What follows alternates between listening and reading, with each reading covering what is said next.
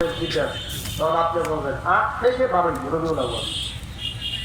যদি রাগে এখন আপনি যখন কথা বলবেন আপনি বলবেন হ্যাঁ এটা, যদি 8 বলবেন হ্যাঁ এটাও ঠিক, যদি 9 বলবেন এটাও ঠিক, যদি 10-10-এরও একটা বর্ণনা আছে, 8-এরও আছে, 9-এরও আছে, 10-এরও আছে, 2 রবিউল আউয়ালের বর্ণনা আছে, 12 রবিউল আউয়াল আছে, 17 রবিউল আউয়াল আছে, 8ই রমজান নবীর জন্ম এই বর্ণনা আছে, 12ই রমজান নবীর জন্ম এই বর্ণনা আছে।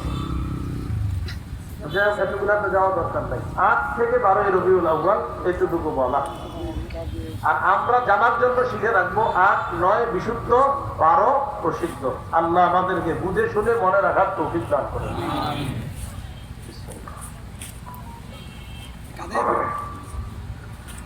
রাসূলুল্লাহ সাল্লাল্লাহু আলাইহি সাল্লাম দুনিয়াতে আসলেন। আসার পর তিনি দেখতে কেমন ছিলেন? এক বাক্যে যদি বলি আল্লাহ রাসূল দেখতে কেমন ছিলেন, আল জামিউস সগীর হাদিসের কিতাব 6452 নম্বর হাদিস, এই হাদিসের মধ্যে আছে কানা রাসূলুল্লাহ সাল্লাল্লাহু আলাইহি ওয়াসাল্লাম আবিয়াদা কাআন্নামা সিরা মিন ফিদ্দা। রাসূলুল্লাহ সাল্লাল্লাহু আলাইহি সাল্লাম দেখতে এতটাই সুন্দর ছিলেন যেন তার দেহটা রূপা দিয়ে তৈরি করা। এটা এক বাক্যে তার দেহ মুবারকের বর্ণনা। রাসূলুল্লাহ সাল্লাল্লাহু আলাইহি সাল্লামের মাথা মুবারক কেমন ছিল? তিরমিজির বর্ণনা 3637 নম্বর হাদিস, 3637 এই হাদিসের মধ্যে আছে কানা রাসূলুল্লাহ সাল্লাল্লাহু আলাইহি ওয়াসাল্লাম দখমার রাস। রাসূলুল্লাহ সাল্লাল্লাহু আলাইহি সাল্লামের মাথা মুবারক বেশি ছোট ছিল না, তুলনামূলক একটু বড় ছিল। তাহলে নবীজির মাথা মুবারক বেশি ছোট ছিল না, তুলনামূলক একটু বড়, দেখতে অসাধারণ সুন্দর ছিল। মাথার চুলগুলো কেমন ছিল?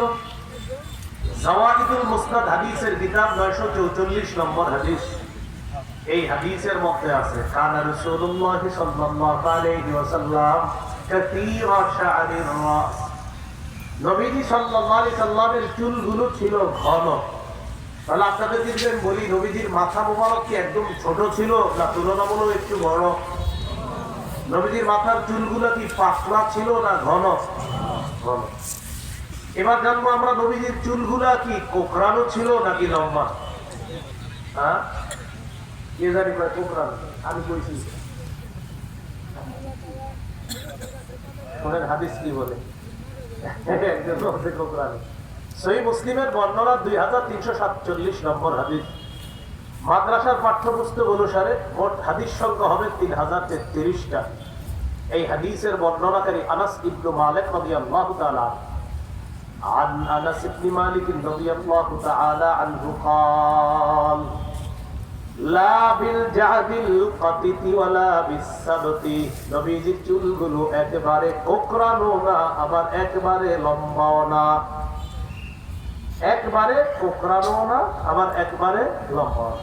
তাহলে কেমন? আমি কইছি বুঝিয়ে, একেবারে কোকড়ানো না, লম্বা না। তাহলে কেমন? হাদিস বলবে কি?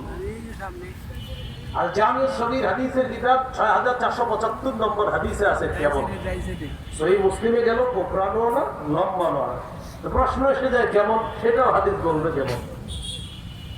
عن أبي هريرة رضي الله تعالى عنه قال كان رسول الله صلى الله عليه وسلم رجل الشعر। আবু হুরায়রা রাদিয়াল্লাহু তাআলা আনহু বলেন নবীজির চুলগুলা কোকড়ানো না, আবার লম্বা না, বরং আল্লাহ নবীর চুলগুলা হালকা ঢেউ খেলানো, বাতাস ছাড়াই যেন আল্লাহ নবীর চুলগুলা সবসময় হালকা ঢেউ খেলে। তাহলে একেবারে কোকড়ানো না, একেবারে লম্বাও না, আবার মিডিয়াম বলা যাবে না, বলতে হবে ঈষৎ ঢেউ খেলানো, হালকা ঢেউ খেলানো। এটা কেমন? অসাধারণ বর্ণনা। যে বর্ণনাগুলো আমি আপনাদের সামনে শুধু বলতে পারি, বুঝানো অসম্ভব। আসলে আমার নবীর চুল আসলে কতটা সুন্দর, এইগুলো নবী সাল্লাল্লাহু আলাইহি সাল্লামের চুলের বর্ণনা। চুলগুলা লম্বা ছিল কতটুকু? 3টা শব্দ আমার সাথে একটু বলেন। বলেন ওয়াফরা, أسرى লিম্মা لما জুম্মা جمة আবার ওয়াফরা وفرة লিম্মা لما জুম্মা جمة এবার আপনারা বলেন جماع দুই কানের অর্ধেক পর্যন্ত লম্বা চুলকে বলা হয় ওয়াফরা। কানের অর্ধেক পর্যন্ত লম্বা যদি হয় এটাকে কি বলা হয়? ওয়াফরা। দুই কান আর দুই কাঁধের মাঝামাঝি পর্যন্ত যদি লম্বা হয় এটাকে বলা হয় লিম্মা। দুই কাঁধ পর্যন্ত যদি লম্বা হয় এটাকে বলা হয় জুম্মা। তাহলে দুই কানের অর্ধেক পর্যন্ত এটা হলো ওয়াফরা। দুই কান আর দুই কাঁধের মাঝামাঝি পর্যন্ত এটা হলো লিম্মা। দুই কাঁধ পর্যন্ত লম্বা এটা হলো জুম্মা। সেই মুসলিমের বর্ণনা 2344 নম্বর হাদিস। এই হাদিসের মধ্যে আছে কানা শারু রাসূলিল্লাহি সাল্লাল্লাহু আলাইহি ওয়াসাল্লাম ইলা আনসাফি উযুনাইহি। রাসূলুল্লাহ সাল্লাল্লাহু আলাইহি সাল্লামের চুলগুলো ছিল দুই কানের অর্ধেক পর্যন্ত লম্বা। বলেন তো দুই কানের অর্ধেক পর্যন্ত লম্বা চুলকে কি বলা হয়? أفرى সহিহ বুখারী বর্ণনা 5905 নম্বর হাদিস। আতাদা রাদিয়াল্লাহু তাআলা আনহু বলেন সাআলতু আনাস ইবনে মালিক রাদিয়াল্লাহু তাআলা আন শারি রাসূলিল্লাহি সাল্লাল্লাহু আলাইহি ওয়াসাল্লাম। আনাস রাদিয়াল্লাহু তাআলা আনহুকে আল্লাহর নবীর চুলের ব্যাপারে জিজ্ঞাসা করলাম। হযরত আনাস জবাব দিলেন কানা বাইনা উযুনাইহি ওয়া আতিকাইহি।